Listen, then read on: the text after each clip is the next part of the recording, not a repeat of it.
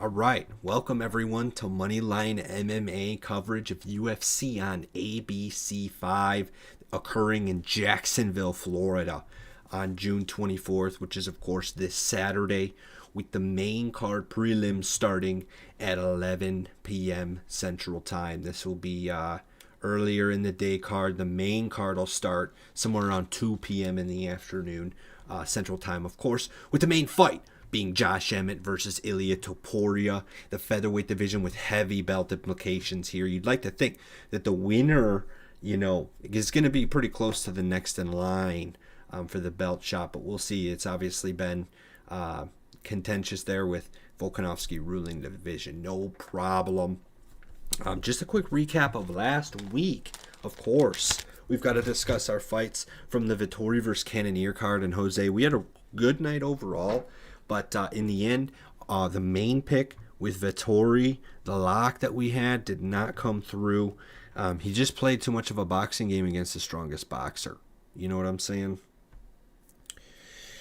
Yeah, yeah, Nick. Yeah, no, I hear what you're saying. Yeah, that just wasn't the game plan we thought. I thought Vittoria was going to come in and put a lot more of his wrestling pressure. But the first round, he looked great. I thought he looked really good at the first round, but man, I was actually really surprised to see what unfolded the remaining 4 rounds. Man, same here, man. And he even got taken down by Cannonier. It was like the opposite. Like he did work. Like Cannonier out wrestled him. It's just disappointing. But Sarukian came through. Jose got his Petrosian pick correct. Jose had a great night. He was 4-1 actually. Jose did great overall. Sabatini came through. Yeah, overall you had a great night. If you had a parlay without Vettori in it, you could have won some good money, no doubt about it. Facts. Unfortunately, he was my my strongest pick. Unfortunately. Yeah, no, same here, man. I was big, obviously, just as everyone else is on Sarukian, but even Sarukian, man, like talk about him getting rocked. It looked like he was going to get knocked out, man. He got hit hard, and it's one of those things. The announcer said, I don't know which one of them it was, if it was Anik or not, but he's like, these are the fights. No, I think it was actually. Oh man, of course I can't remember his name now. He's a legend. What's that? Paul Felder. Well, there was Paul Felder, but no. He fought more recently.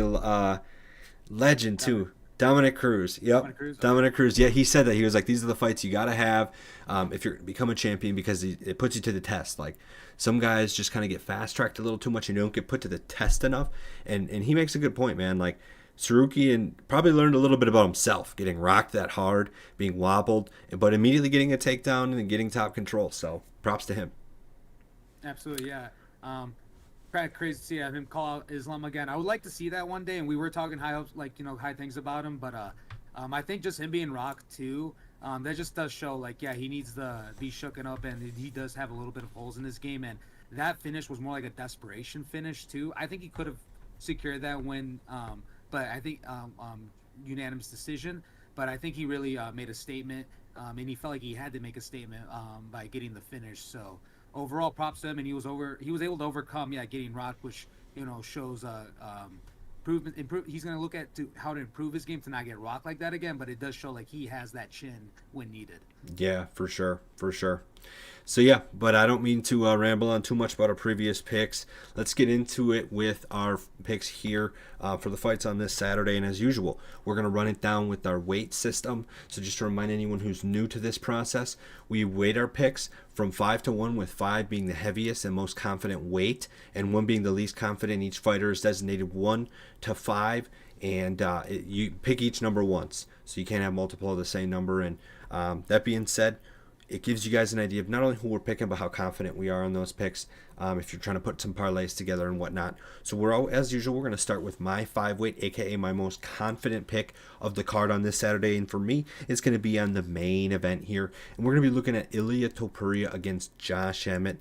I've got Ilia Topuria straight up as my 5-weight. I think Ilia Topuria is in a great spot to beat Josh Emmett here. Josh Emmett's coming off a tough loss. T.I.R. Rodriguez. And honestly, I think he got kind of dominated in that fight. It really wasn't even close, and that was earlier this year. I don't know if he's ready to come back and take on a guy as good as Ilia Topuria. Now, there's another factor to this, man. He's 12 years younger, and I think that's pretty significant. we just watched as we just lost our pick with Vettori against Kenny. There's a 10-year difference there, which we highlighted in our show. But to me, this is a little different because Vettori's had losses. He's not necessarily like a prospect as much as Ilia Topuria is. He's pretty much being groomed as the next thing for the featherweight division, I think. So, if that's going to be the case, I'd expect him to get the job done. He's a pretty heavy favorite, minus 340 against Josh Emmett at plus 250. Jose, what are you thinking for weight-wise on this? For this one, yeah, I like yourself. I'm going with Ilia Topuria, but I have him as my 3-weight. Reason being is Josh Emmett, he is coming off that loss to Yair Rodriguez, and I do think maybe he's going to be slowing down a bit just because of it due to his age. And Ilia Topuria being that much younger, he carries a lot of power behind those fists. But so does Josh Emmett. Josh Emmett, I think, still has it in him to make it lights out at any given time, and especially because Ilia Topuria actually has I think better grappling than Josh Emmett. And overall, Ilia Topuria, in terms of takedown defense too, he has a 92% takedown defense, and he averages 2.45 takedowns per fight. So I think Ilia Topuria may be the one that's going to be trying to dictate this fight to the ground more than Josh Emmett. And I don't see Josh Emmett really taking Ilia Topuria down. So I do think if he's embracing the fight with Ilia Topuria, it's going to be majority of the time on the feet. And I do think both guys are going to be trying to throw power bombs at a given moment. But overall, I think Ilia Topuria, he's, I think, overall the more dangerous guy. I think he's more likely to get the knockout or a submission win over Josh Emmett. I would be, if he gets the decision, unanimous decision win too, I think that overall would be just show some maturity to in his game. He has gone unanimous decision victories in the UFC before, but getting it against a guy this high level like Josh Emmett would just show as well, like, okay, like maybe you couldn't finish him, but at least you can hang and beat him unanimously by points. So overall, yeah, I have Ilia Topuria, and again, he's my 3-weight just because I do think Josh Emmett can make it lights out at any given moment. For sure, man. Yeah, and I think Ilia Topuria was tested when he fought Jai Herbert at light heavyweight. He kind of got rocked in that fight, and it's one of those situations where I think it showed that he can take a good shot and not necessarily get knocked out super easily. And that's really what Emmett's going to be going for here. I think Emmett's real strength and ability here is the striker's chance of getting that knockout. And it's always going to be possible, I think, but Topuria has just been lights out in the wrestling that you mentioned, man. I mean, he's been just pretty dominant on the ground versus all of the fighters he's come against. Even Bryce Mitchell, a guy who's known to grapple and get submissions himself, Ilia Topuria just puts him in an arm triangle, second round, not even that hard. You know what I'm saying? So it's just one of those things, man, where Topuria really seems to be the better guy. That's just kind of straight up one of the facts, and that shows in the line too at minus 340. So that's what it is for us. Yeah, for sure. So you guys see it there. Both Nick and I have Ilia Topuria. He's the 5-weight for Nick, and he is my 3-weight. I think he's going to be someone I'd be definitely throwing in my parlay. And now we're moving on to the 5-weight, my 5-weight, and this one is between David Onama and Gabriel Santos. Right now, Gabriel Santos is the betting favorite at minus 250, while David Onama is the betting underdog at plus 190. So this is probably gonna be my dog of the fight because I'm not too sure why Gabriel Santos is such a heavy favorite, because overall, I mean, they're both these guys are coming off losses, and David Onama, from what I see, he has more experience in the UFC, so I would have thought that he would be the betting favorite, especially because these guys are both fairly young. David Onama being 29 and Gabriel Santos being 26. So I would have been more thinking that David Onama would have been the favorite. So I think the fans see something that I don't. But for this one, I'm going with the underdog. What weight do you have this fight at, Nick? I have this at my 3-weight, and I do agree with you. So we kind of swapped there in terms of 5-weight, 3-weight picks there. David Onama, I agree with you. I am kind of surprised to see him as at least that big of an underdog. I was expecting this to kind of be more of an even odds fight, like minus 105, minus 110 for both. Man, I think Onama's loss against Landwehr was tough, but Landwehr's shown that he's a dog. And that's not a sad loss to take at all. I think not only that, but Onama has the size and the power advantage here. Even though Gabriel Santos for sure has a grappling advantage, and he has shown that he can be live for takedowns. He has he had 5 takedowns against Lerone Murphy, but it still didn't matter. He lost the split decision and couldn't get the striking done. I think David Onama is going to be live for a KO the entire fight, all 15 minutes. Literally the only thing that makes me a little nervous is that 45% takedown defense, but I don't know if that's going to really become a factor, because even if he gets taken down and loses a round or gets taken down at the end of a round, I think his striking prowess is going to show well enough, and his size difference is going to show well enough to still either get the KO or win via like a split decision or a majority decision type situation. Yeah, I agree with you. I think it's very possible for David Onama to make it lights out early. I mean, he does throw more significant strikes per minute. He throws 5.3 versus Gabriel Santos throwing 4.6. And reach wise, David Onama has a 4-inch reach advantage, 74-inch versus 70. I think David Onama will have both the height and reach advantage over Gabriel Santos, and plus he's going to be, I think, coming in with a higher volume of strikes. So if I were to go with this like a method of him winning, yeah, I probably would go maybe lights out early, but like you said, Gabriel Santos, there's a lot of hype behind him too, and he is a dog, and I do think like it could be a close type fight as well. I'm really interested to see the type of game and how he's going to approach David Onama, but for this one, I'm siding with the underdog, Nick. Yeah. And for a little angle outside of just picking the winner here, I think it's also potential to look at over on the rounds. I would assume the casinos are going to give over 2.5. But, I mean, all I got to say here is neither of these guys have lost via anything besides decision. I think both of these guys are really tough. And I don't necessarily, like, if Onama gets the KO, I'm not going to be that surprised. But I'm really looking at this, honestly, probably going the distance. So if that's the case, I would heavily look at the over on rounds if you're not as confident as we are, or at least Jose is, since that's Jose's 5 weight, that Onama gets the job done. Yeah, so there you guys have it. Both Nick and I have David Onama. I have him as my 5 weight, and Nick has him as his 3 weight. That's correct. So then moving on to my 4 weight, we're going to go to the co-main event here. Amanda Ribas is going to be fighting Macy Barber in the co-main event here. And I like Amanda Ribas here. She is a minus 180 favorite. So I'm taking Amanda Ribas is my 4 weight, Jose. I think Amanda Ribas right now is just the better fighter. She's got a couple of years, sure. But in just about every department of the game here, I think she's going to have the advantage. She's, both of these girls have seen some good competition, but what are you looking at for odds on this fight, or at least what you have for this fight? So for this one, yeah, like yourself, I also have Amanda Ribas. She is my 2 weight, and this is a tough one. Just because Macy Barber, she is a dog, and she's coming off a 4-fight winning streak. While Amanda Ribas, she's been kind of on the up and down in her last 4 fights. And that being said, I just think Amanda Ribas, the level of competition they've both seen former champs and title contenders, won and lost. But I think the amount of competition as of lately for Amanda Ribas is slightly better than Macy Barber's. Macy Barber, she did win against Andrea Lee and Jessica Ai. Matella De La Rosa and Miranda Maverick, but these are fights they should have won, and like some of them were via split decision. Like the Miranda Maverick, she's a beast, but and that was also I guess in 2021, but she's a beast, and coming to losing to Alexa Grasso and then beating Miranda Maverick, there's levels to this, and Miranda Maverick, she's still growing into her role in the UFC as well. She's still a young prospect up and coming as well, so.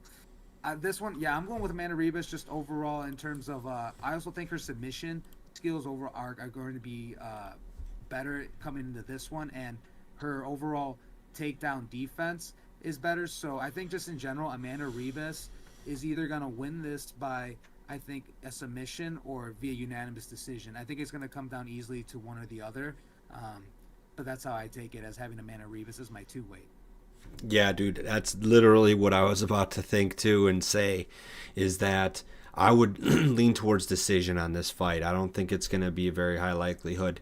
of anything. Submission by Rebus would be my second best guess for sure, which is the main other reason I picked Rebus. It sounds like we pretty much had the same thought process for this, so I don't need to sit here and kind of reiterate what you've already said. It sounds like Rebus is the pick at minus 180. I think those are some good odds, and if you combine that with what is another confident pick in Ilia Topuria, you're going to be getting close to what are even odds, I'm sure, with that 2-leg parlay, and I think that's great value for two fighters that should win, but always keep in mind that I shouldn't be really recommending that, because women's MMA, man, it's something else. You can expect one thing and get something completely different. We're talking about an era where Alexa Grasso is the champion right now, so, I mean, just saying. Really, a lot can happen. Nunes is gone too, so we'll see what happens there. But now we can move on to your fourth weight. Yeah, so for my fourth weight, this was one that was moved up to the main card pretty last minute. But this is the fight, the middleweight bout between Cody Brundage and Cedricus Dumas. And right now, Cody Brundage is the betting favorite at minus 188, while Dumas is the betting underdog at plus 146. So for this one, yeah, I'm going with Cody Brundage. Both guys are coming off losses. Cody Brundage is coming off a 2-fight loss right now, and before that, he had a win over Trishan Gore, the Ultimate Fighter alum. Knocked him out in the first round, and just the power that he has behind him. I mean, the fight he fought before him too, it was a first-round submission via guillotine. So he's overall a finisher. Only one of his fights that he's won has gone all the way to decision.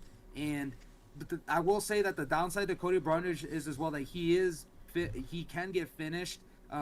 His chin isn't the best. Half of his losses do come via KO/TKO, and he has been submitted before, and thus his last loss being being just a decision loss. So he does have some holes in his game, and Dumas, he has a 7-inch reach advantage. So I think that's going to actually play a huge role, is just him being slightly taller and having a reach advantage over Brundage. But they both are are going to be throwing about similar volume of strikes, about 2.5 will land per minute, according to the stats, and as well as their takedown averages are not far off from each other. I think Cody is more likely to go for the takedown, but I think that's just natural given the matchup that this is. You're gonna have a you're gonna have a short, stocky dude going up against a longer, lengthier guy. So I do think Cody Brundage is going to have to put the pressure on, step forward, and I wouldn't be surprised if he tries to look for lights out at any given moment. And just be stepping in with hard power bombs. I think that's the way Cody Brundage is going to approach this game. Dumas, yeah, even though he is the underdog, I'm kind of surprised because I'm surprised it's not a closer matchup money line wise, because just given the stature of how built Dumas is. But other than that, what weight do you have this fight at, Nick? No, man, I hear you. I have this as a one weight. I'm picking the underdog Dumas, and a lot of it is what you kind of finish with, in that I think, I was surprised to see Dumas being a plus 146 dog here. I think mainly because Cody Brundage coming in really last minute. There is an argument to be made. I can't remember, but the guy Dumas was scheduled to fight was kind of more of a striker, and Cody Brundage is obviously in the end looking to grapple and get a submission. He has knockout history, but I think especially in this fight, you highlighted the difference in size between these two men.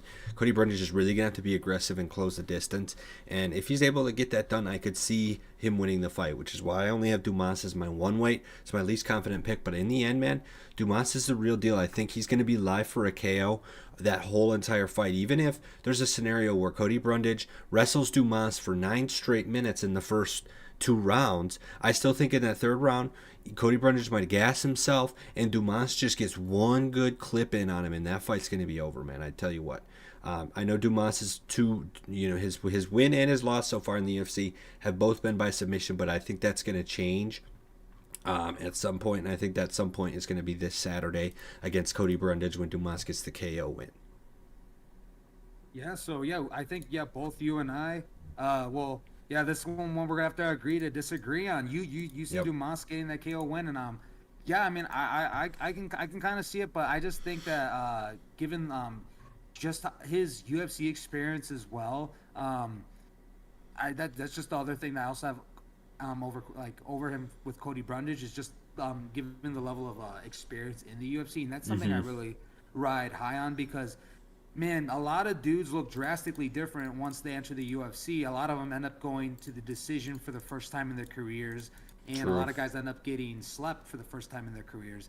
And then that gets even more. If it doesn't happen, then the level of competition just gets even harder and harder. Then it's like, oh well, now you're going against the top 10 guys and now the top 5 guys. And so, yeah, Cody Brundage and Dumas, these guys are not really top 10 guys, but they have the potential to be. But again, this is the UFC, and this is where they really find out who belongs where. So, yeah, for this one, yeah, I guess we're just gonna have to agree to disagree. I have Cody Brundage as my 4-weight, and you have Dumas as your 1-weight. Yep. Yep, and my friend, that leaves us to one fight remaining on the card.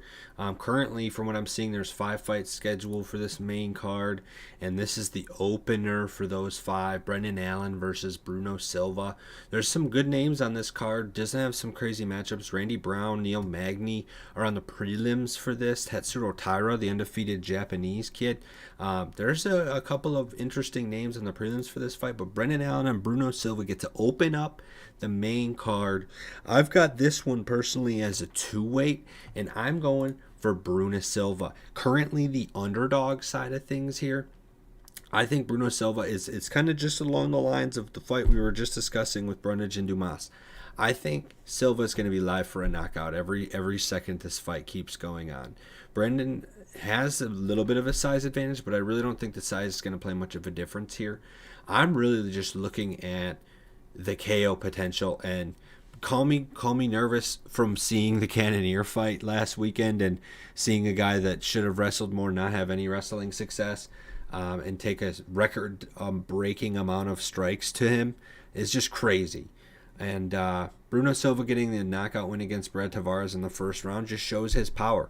It's obviously just concerning to me to look at the fight before that when you see Bruno Silva getting choked out by Gerald Meerschaert in a guillotine. Granted, that was in the 3rd round, so it took a while, but it shows Bruno Silva has holes in his game as of last year, which is why I wasn't confident enough to put him up higher than my 2-weight. Jose, before I let you get into your thoughts quick, Brendan Allen's the minus 188 favorite here, so picking Bruno Silva is the underdog at plus 146 right now.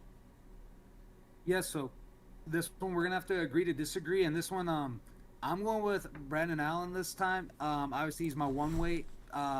Reason being is, man, last time I actually betted against Brandon Allen. Last time I had Muniz over him, and we saw all that when he ended up submitting Andre Muniz in the 3rd round. But yeah, like he's riding off a 4-fight winning streak. I think this part, after that loss to Chris Curtis, he really turned things around, and he's been winning via he's a big submission guy right now. He's coming out of his last 4 wins, 3 of them come via submission, and only one of them goes to decision. Went to decision. So I think Brandon Allen is maturing a lot, especially for how young he is in this game. I mean, the dude's only 27 years old. The one thing I have over Bruno Silva, actually my bad, I actually don't have his age right here. I just lost it, but I think he's 32 according to he's 33 and 11. He's gonna be 34 next month. Yeah, okay, yeah. So sorry, yeah, my bad on that. No, So you're good.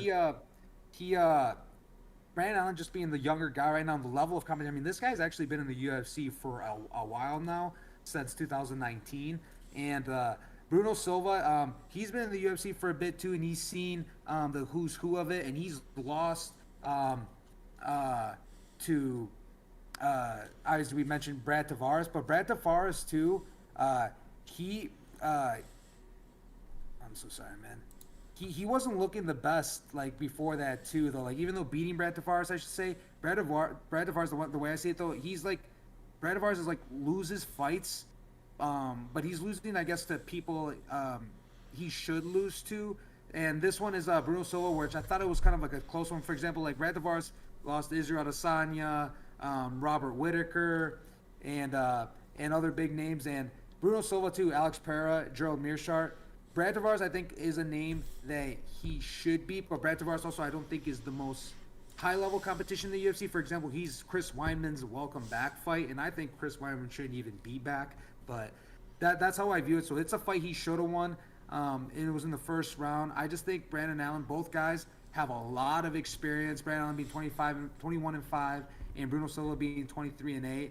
I'm going with a slightly bigger guy again too. I think that's kind of just been a theme for me tonight, is just going with the guy who's slightly bigger and slight reach advantage.